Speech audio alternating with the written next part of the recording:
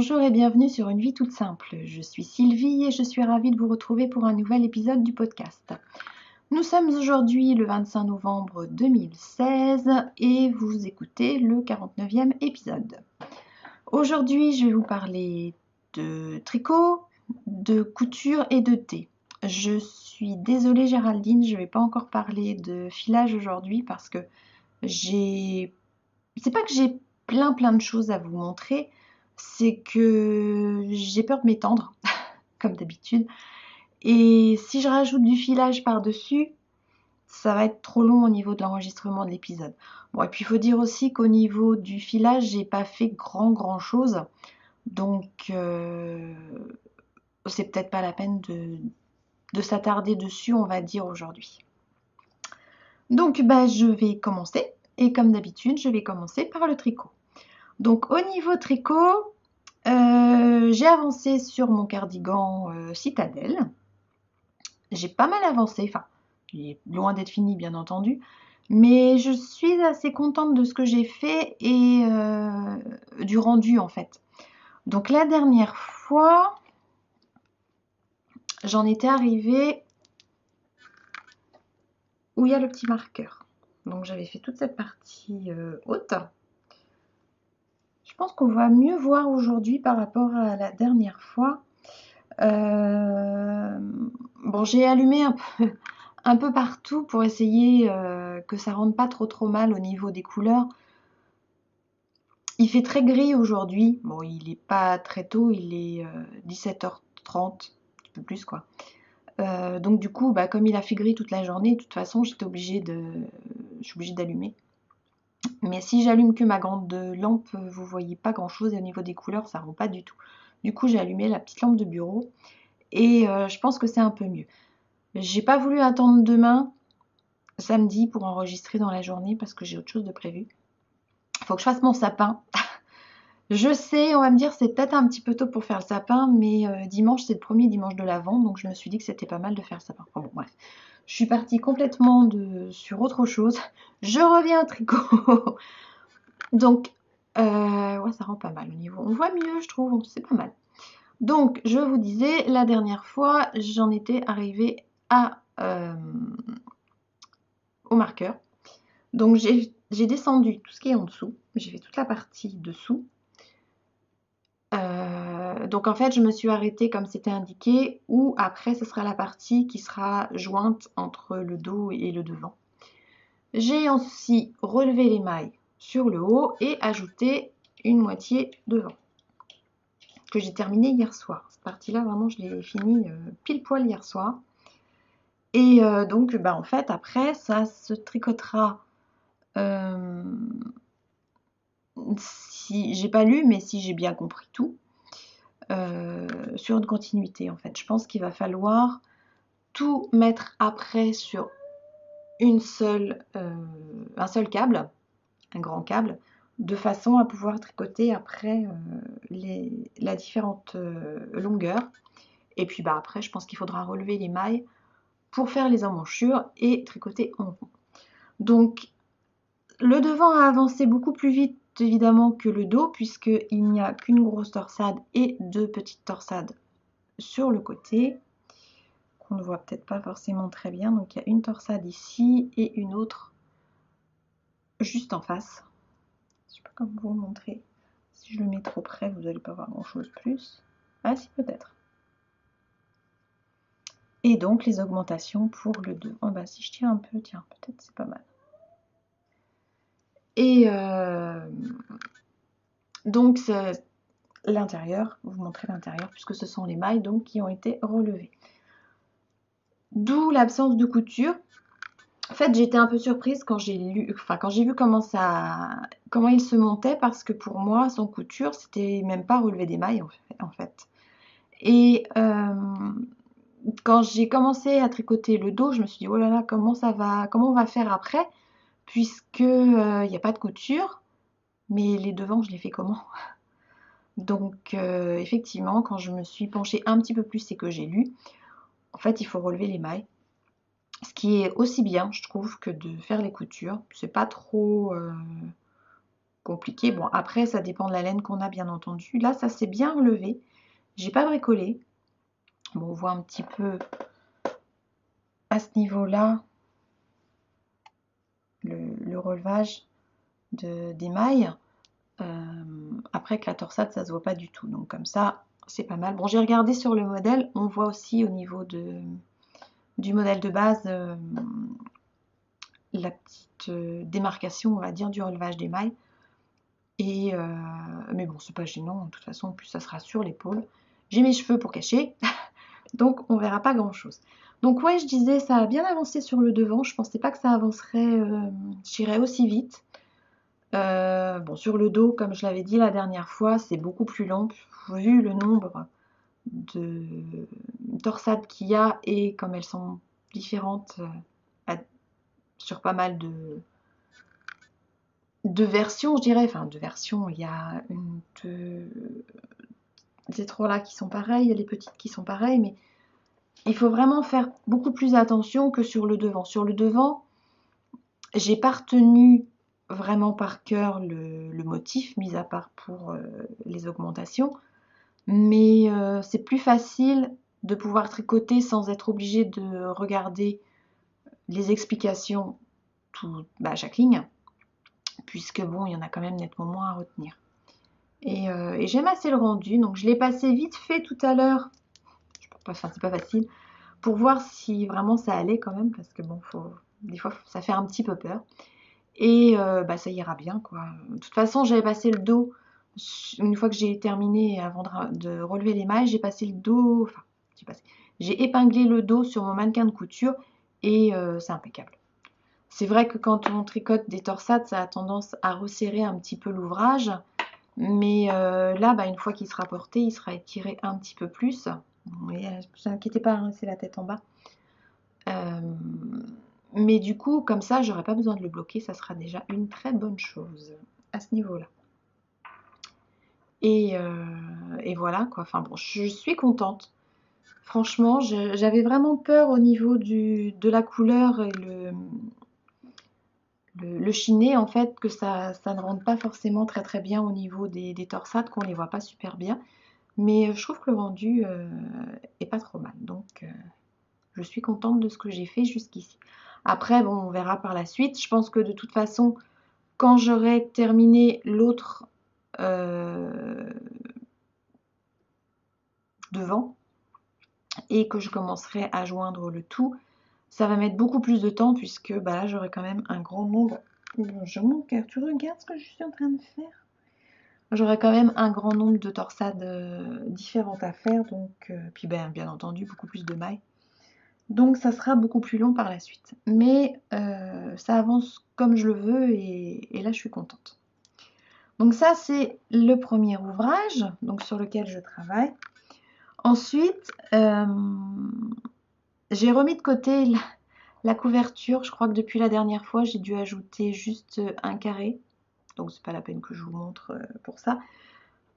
Parce que c'est pas que j'aime pas tricoter la couverture, hein, au contraire, je trouve ça sympa. Mais j'avais envie de faire autre chose que de faire des carrés en fait. Quand je ne tricote pas mon gilet. Du coup, j'ai commencé une nouvelle paire de chaussettes. Donc, j'ai un petit peu sac pochon que je me suis fait avec les restes de ma robe rooibos. Et la petite protection pour les aiguilles aussi. Et donc, j'ai avancé. Ça va être une paire de chaussettes toute simple. Donc, si je vous montre. Hop. Que je ne perde pas tout. Donc voilà, pour l'instant, c'est vraiment la chaussette basique. Avec des côtes de 2 sur le haut, donc du haut vers le bas, et puis du point jersey tout bête. Hein. Où ça va se compliquer peut-être, je ne sais pas. C'est pour le talon. Là, je me suis arrêtée où je vais commencer au niveau du talon. Parce que j'ai envie de tester le... Mince. Fish Lips Kiss. quelque chose dans ce style-là, j'ai pas retenu le nom. Pour voir ce que ça donne, parce que franchement, j'entends tout le monde tester ce fameux talon. Je ne l'ai pas encore fait. Je me suis arrêtée là parce que je veux vraiment pouvoir bien étudier le patron pour voir comment on le fait. J'ai pas du tout regardé, hein. Franchement, j'ai téléchargé le fichier, mais c'est tout. Et justement, donc je voudrais voir ce que ça donne. Et voir après si c'est confortable ou pas. Donc j'utilise de la laine, de la Drops, de la Fabelle. Donc c'est vrai, il n'y a pas de nom chez eux, c'est que ce sont que des numéros. Donc la couleur c'est 910. Donc il y a du bleu, il y a du blanc, du beige, du bleu grisé on va dire. Voilà. Et comme elle fait un effet un peu jacquard, j'ai vraiment voulu faire une chaussette simple de façon à ce que le motif, si je choisissais une chaussette à motif, ne soit pas complètement perdu au milieu de... Il fait le point. Au milieu des dessins. Donc c'est pour ça que j'ai choisi vraiment ce modèle de base. Donc je vais voir au niveau du talon si ça marche ou pas. Et puis si je vois que j'y arrive pas ou que ça me plaît pas au niveau du rendu, bah, je pense que je le redéferai et puis je ferai mon talon habituel. Mais j'ai vraiment envie d'essayer pour voir ce que ça donne, si c'est confortable ou pas, si c'est plus facile à faire, si je trouve que le rendu est plus joli. Enfin, je verrai à ce niveau-là et puis et j'aviserai. Donc les chaussettes, quand je fais des chaussettes, je les fais une par une. J'ai pas eu encore jusqu'ici le syndrome de la deuxième chaussette. Donc je pense que ça devrait aller. Et l'avantage des chaussettes, c'est que quand il y a quelque chose qui nous intéresse vraiment à la télé, à la différence du gilet, c'est que on peut prendre son tricot et puis hop, y aller et faire les rangs, et hop, tourner, tourner, tourner comme ça, sans problème. À la différence de la couverture, des carrés, où quand j'en ai fini un, qu'en général je fais un carré par soir, donc je suis pas très rapide là-dessus. Mais bon, il faut prendre le temps de relever les mailles, c'est quand même moins rapide que de tricoter des chaussettes. Et puis c'est la saison aussi, les chaussettes, donc c'est vrai les températures commencent à pas mal de redescendre et c'est un peu frisquet, donc une bonne paire de chaussettes fait main, je trouve que c'est très bien pour se tenir chaud aux pieds. Voilà, c'est tout pour ce qui est du tricot. Finalement ça va, je vais quand même assez vite. C'est vrai que je rentre pas trop dans les détails, j'ai pas trop à rentrer dans les détails. Peut-être que finalement j'aurais peut-être pu sortir mon filage, mais bon, c'est pas grave. Et du coup, je vais attaquer la partie couture. On remet ça. Je vais peut-être passer un peu plus de temps sur la partie couture, on verra bien. Donc partie couture, la dernière fois je vous avais montré le tissu que je voulais utiliser pour faire le haut Jali. Donc le haut avec un décolleté en cœur, qui est voilà, celui-ci, donc le modèle 2794. Et donc je voulais utiliser un jersey vert comme ça avec des motifs un peu fleuris que j'avais acheté chez Tissunette. Donc au niveau du haut, j'ai coupé dans la taille U. Ça correspond à pas grand chose parce que ça fonctionne comme ça par lettre en fait chez Jali. Et est-ce que j'ai ouais, j'ai les mesures là-dedans. Et donc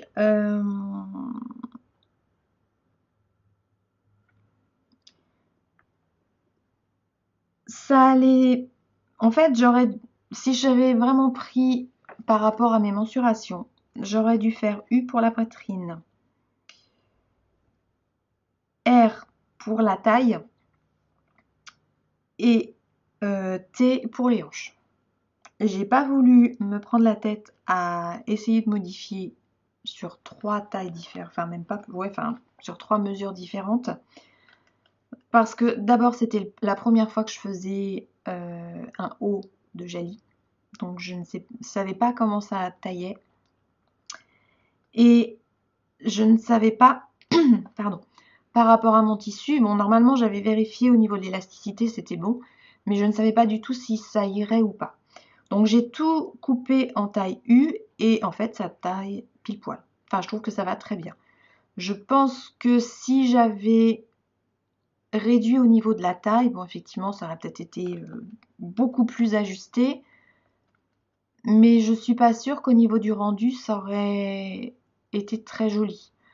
Bon, au niveau poitrine, il n'y a pas de souci. Au niveau hanche, bah, ça me permet de ne pas être trop étriqué, de ne pas être serré et de pouvoir le porter bien sur un pantalon, par exemple. Parce que si j'avais pris la taille en dessous, je pense que ça aurait peut-être tiré un peu trop au niveau des hanches. Et c'est pas très joli en fait après quand on a vraiment l'impression d'être très, très serré, très étriqué dans quelque chose. Et du coup, je regrette pas d'avoir tout fait en taille U. Et ça allait en fait parce que quand j'ai épinglé j'ai pas bâti, mais avant de coudre d'assembler les côtés, j'ai épinglé sur moi avec en tenant compte à peu près des marges de couture. Donc j'ai pris un peu plus large puisque là j'ai tout fait à la surjeteuse. Donc les marges de couture sur la surjeteuse sont à peu près de 6 cm. Et j'ai épinglé à 1 cm environ sur moi. Enfin, pas sur moi. Sur le tissu et je l'ai enfilé après pour voir ce que ça donnait. Ça donnait bien. Bon, j'avais pas épinglé les manches, j'avais juste épinglé le côté. Et je trouvais que ça rendait bien et que j'avais pas l'air, je ressemblais pas, j'avais pas l'impression d'avoir un sac à patates sur moi, quoi. Donc, du coup, j'y suis allée. Et je m'étais dit que si j'avais trouvé que c'était trop large, même au niveau de la taille, par exemple, j'aurais pu réduire justement au niveau de la couture. Ou au pire, coudre directement taille U au départ et une fois tout terminé, une fois au niveau de l'essayage, si vraiment c'était trop grand, reprendre et couper un peu au niveau de la taille. Donc j'ai allongé un peu les manches aussi puisque c'était soit des manches courtes, soit des manches, on va dire 3/4. Moi je voulais des manches longues. Donc j'ai pris les manches longues et j'ai rajouté 5 cm au niveau des manches pour la longueur. Au niveau de la longueur du buste, c'est pareil, j'ai quelques centimètres. J'aime bien quand ça descend bien sur les hanches, pour entre guillemets camoufler un petit peu mes hanches. Et du coup, j'ai dû rajouter 2 cm, 2 ou 3 cm. 3 cm, je crois. Et donc c'est un patron, les explications sont vraiment très simples. On ne peut pas faire plus simple. En fait, vous imprimez les pièces et 2 feuilles. Il y a une version anglaise, une version en français. Et au niveau des explications, il y a une partie où vous avez les explications écrites avec des numéros qui renvoient à une autre partie où vous avez les explications juste avec des dessins. Donc c'est tout simple. C'est franchement... J'avais un peu peur au début, je me disais, est-ce que ça va être suffisamment clair? Est-ce qu'il ne va pas manquer des explications ou quelque chose comme ça? J'entends du bruit, je ne sais pas ce qu'ils sont en train de faire. Je pense qu'ils sont en train de jouer. Je sens que quand je vais avoir terminé d'enregistrer le podcast, je vais retrouver je ne sais pas quoi dans la maison. Je pense qu'ils doivent jouer avec un carton que j'ai posé dans le couloir. Ouais, donc j'avais vraiment peur au niveau des explications que ça soit vraiment très succinct et un peu trop succinct et que ça soit pas forcément très facile à coudre. Mais en fait, non, c'est hyper simple. Je me suis presque plus servi des schémas que du texte. Et je pense qu'on peut faire même l'opposé aussi, il n'y a pas de problème. Et j'ai fait le haut en... On peut dire qu'on peut faire... La couture même m'a pris un après-midi. Mais on peut dire de la préparation du patron, c'est-à-dire imprimer, découper, assembler les différentes parties, épingler sur le tissu et après faire la couture, ça prend une journée. Donc franchement, si vous voulez faire une couture rapide qui ait un joli rendu et qui vous voulez pas perdre beaucoup de temps, ça c'est c'est parfait, c'est vraiment impeccable. Je pense par contre si vous n'avez pas de surjeteuse, le rendu ne va peut-être pas être aussi soigné, aussi fini, enfin aussi bien fini, je dirais, aussi bien soigné au niveau des finitions, je vais y arriver, et peut-être que vous allez perdre un peu plus de temps, parce que c'est vrai que la surjeteuse, l'avantage c'est qu'on coud et ça coupe en même temps, donc franchement c'est du fini tout bien quoi. Donc je vous montre ce que ça donne. Donc je ne l'ai pas repassé, j'ai pas eu le temps encore de le repasser. Ça se voit au niveau de la partie au niveau du cœur en fait, où ça a tendance à relever un petit peu. Mais je pense qu'une fois repassé, ça ira. Où je suis le moins contente, je dirais, bon, le rendu, comme vous voyez, c'est assez sympa, quoi. Je trouve que c'est un haut. Moi, j'ai vraiment beaucoup aimé. Je l'ai juste enfilé pour voir ce que ça donnait. Je ne l'ai pas encore porté. Et je pense que c'est un haut que je vais refaire au moins encore une fois, voire peut-être même 2 fois, parce que je vous dis, il a été super facile à faire, à comprendre, rapide, et ça rend bien. Donc après, c'est super quoi. Bon, ce qui me plaît le moins, ce que je trouve que j'ai raté un peu, c'est le devant. Là en fait, qui est la partie en forme de cœur, qui se fait justement avec de l'élastique pour faire des fronces. Sauf que j'ai pas bien fait.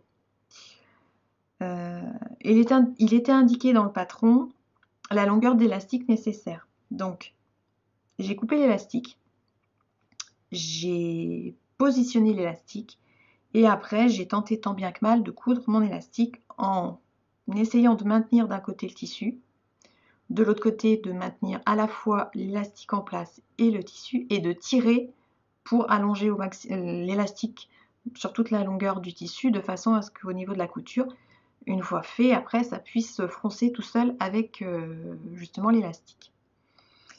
Sauf que il m'aurait fallu 2 mains supplémentaires. Parce que maintenir à la fois le morceau d'élastique en haut. J'avais mis une épingle mais ça tient pas. L'élastique étant très fin, ça tenait pas. Donc maintenir en haut le tout. Maintenir en bas le tout en tirant et en essayant en même temps de bien maintenir son tissu pour aller droit au niveau de la couture. Je vous dis pas le sport. Donc je suis pas super contente de mon rendu. Si on regarde au plus près, mais je sais pas si vous allez voir grand chose. Mes points sont pas... pas faire point. Ils sont pas très jolis quoi. Je trouve qu'à certains endroits ils sont trop serrés, à d'autres ils le sont pas. Enfin ça fait pas pareil. Et au niveau des fronces c'est pas génial. Parce qu'ils froncent. Je vous mets sur le dos. Bon, je pense qu'on va peut-être mieux voir au niveau des. Oh, je suis pas sûre. Non, peut-être mieux sur le devant, quoique.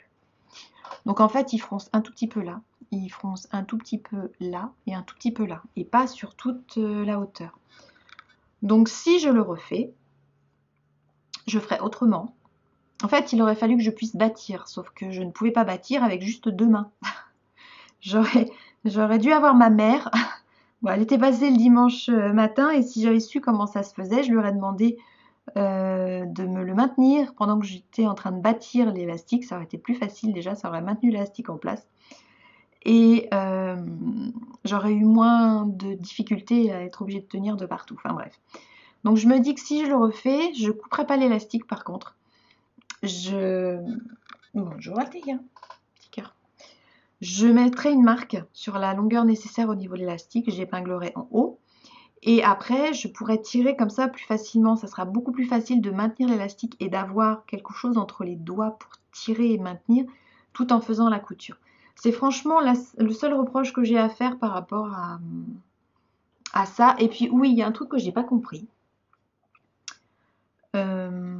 au niveau de l'emmanchure, enfin, de l'empiècement entre l'emmanchure et puis, enfin, non, pas vraiment, pas l'emmanchure. C'est pas l'emmanchure. C'est le raccord entre, si la partie de l'emmanchure qui part comme ça, et la pièce de devant, le plastron, on va dire. Du côté de l'emmanchure, il faut faire des fronces. Sauf que pour moi, les fronces, c'est pour réduire. Alors que là, l'autre côté, si je vous... comment je peux vous montrer? Faudrait que je vous le montre sur l'envers. L'autre côté, en fait, il faut pas réduire, il faut agrandir. Donc j'avoue que, voilà, si je vous le montre de ce côté-là. Donc, il fallait faire des fronces ici, là, pour pouvoir les adapter sur cette partie-là. Sauf que cette partie-là, elle va en demi-cercle, en arrondi comme ça. Et donc, j'ai pas compris où faire les fronces et pourquoi les fronces, en fait. Je sais pas. J'avoue que... De toute façon, j'ai fait les fronces. Non, les fronces, elles n'étaient pas sur le... Je me trompe. Les fronces, elles étaient sur ce côté-là. J'avais fait les fronces. J'ai tiré mon fil pour faire les fronces. Et quand j'ai voulu adapter de l'autre côté, j'étais obligée de tirer, en fait. Donc, du coup, les fronces, elles se défaisaient systématiquement.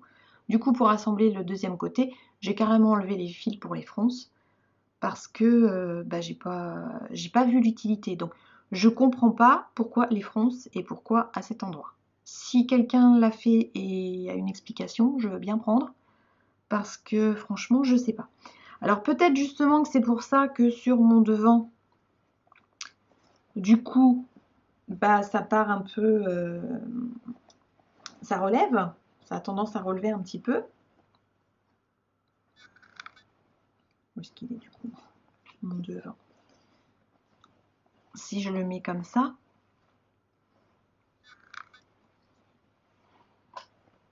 voilà, ça a tendance là, à ce niveau-là, ça a envie de remonter un petit peu.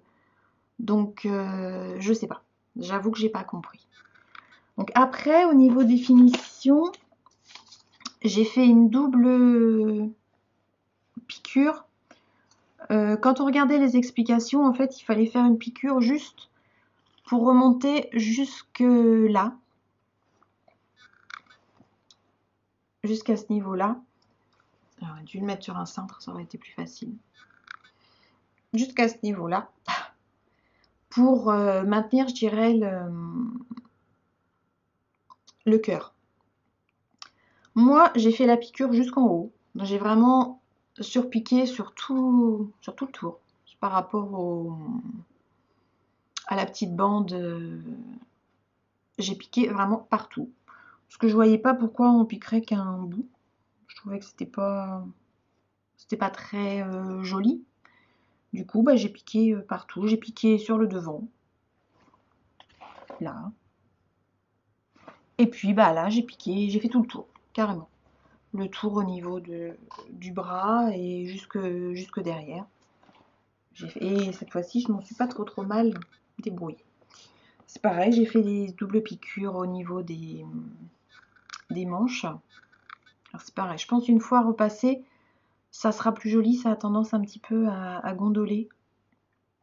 Si je mets à peu près à plat comme ça, on voit que ça a tendance à gondoler un petit peu. Et j'ai fait la même chose en bas aussi, donc double piqûre. Alors pour les ourlets,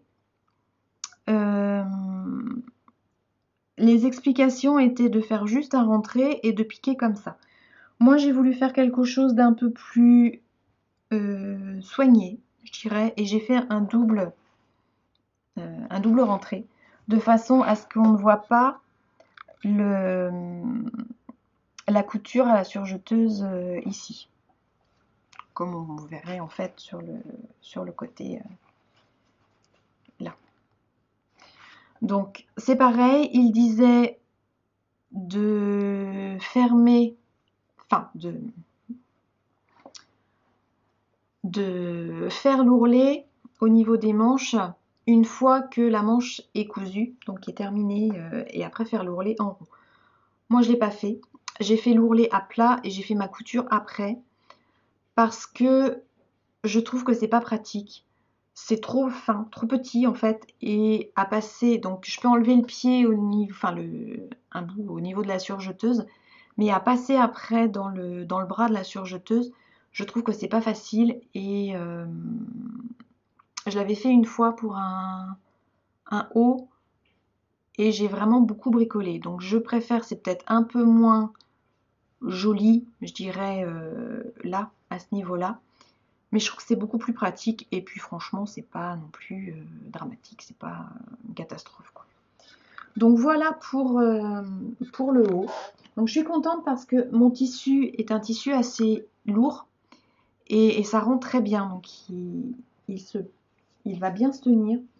Et franchement, je suis super contente de ce haut et franchement, je pense que j'en referai un. Bon, après, il faut que je trouve le tissu pour changer un petit peu. Mais franchement, j'en suis super contente. Et j'ai deux autres patrons de chez Jali que j'avais acheté en même temps, que j'avais commandé en même temps. Pareil, de haut aussi.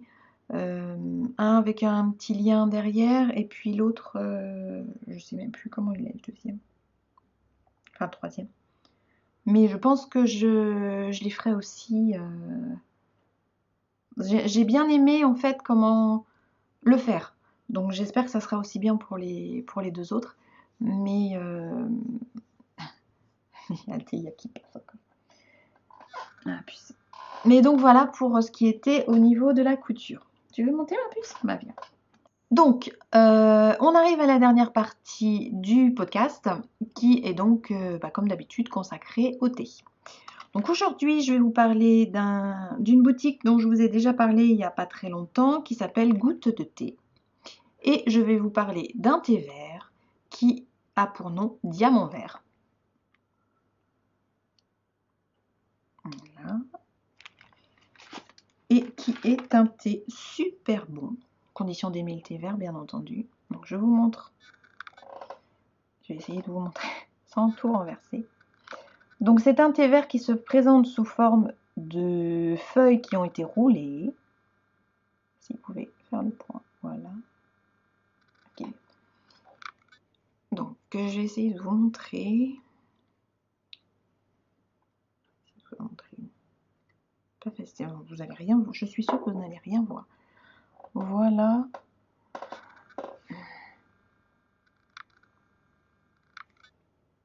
Vous ne voyez strictement rien.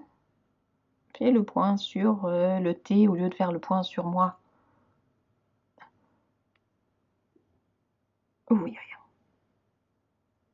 Ah, mais fais le point. Ah, ça aurait pu être sympa. Ah, pas trop mal. Voilà.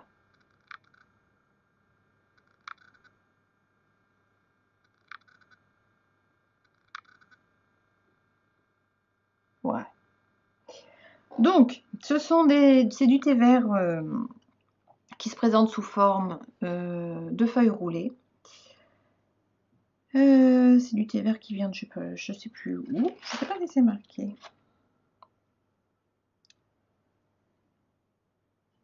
Alors, bon, je vais vous lire ce qui est marqué derrière. Donc, Diamant Vert, un thé vert de qualité premium de Guizhou. Les feuilles de thé sont soigneusement cueillies à la main au printemps, façonnées en petites perles et traitées selon une méthode traditionnelle. L'infusion d'un verre transparent et brillant offre une tasse florale délicate et rafraîchissante. La liqueur développe des arômes de châtaigne et laisse un admirable arrière-goût doux et suave. La persistance est agréable et se termine par des notes végétales. Donc, c'est un thé que j'ai vraiment beaucoup aimé. À sec, quand on le sent comme ça. Je trouve que c'est un thé qui sent le végétal, qui fait penser un peu aussi au oolong pour les gens qui connaissent. Un petit peu quelque chose de beurré, lacté. Et il sent vraiment super bon. Végétal aussi. ça c'est clair.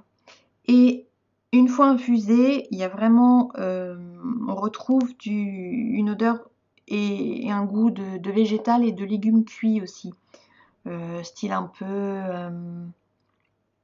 courgettes, épinards, ce genre de choses. Ça fait un peu penser quand même au thé japonais, sauf que ça n'en est pas. Mais il est super bon. Donc c'est un thé qui supporte plusieurs infusions. J'en ai fait 4.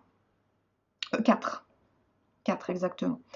J'ai fait une infusion, donc c'est un thé qui se fait infuser à 80 degrés, 85 degrés.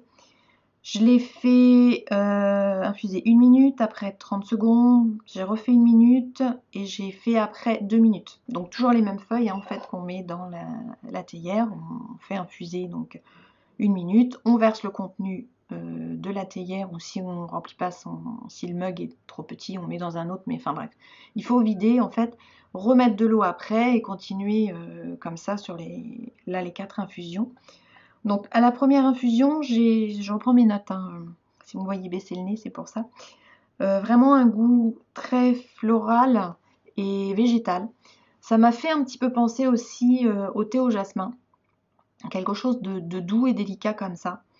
Et donc végétal.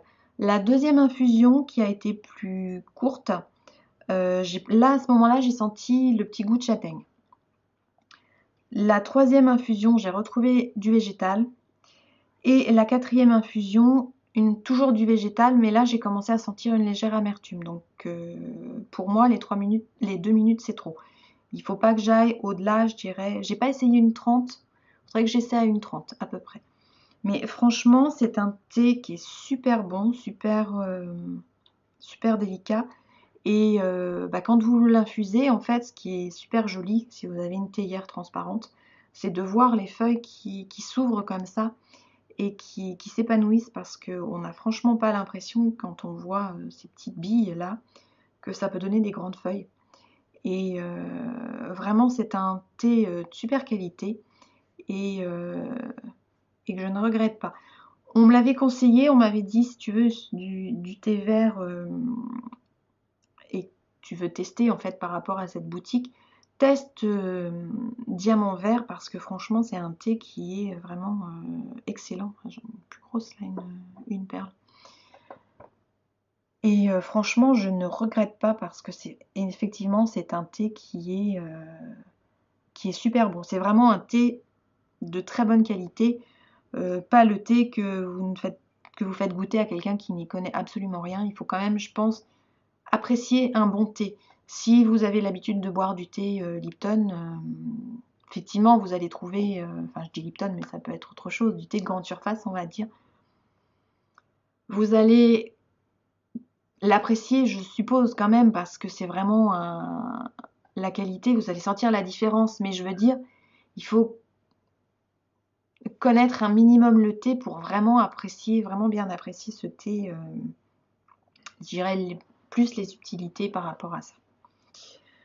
Donc voilà pour Diamant Vert. Et franchement c'est un thé que je vous conseille.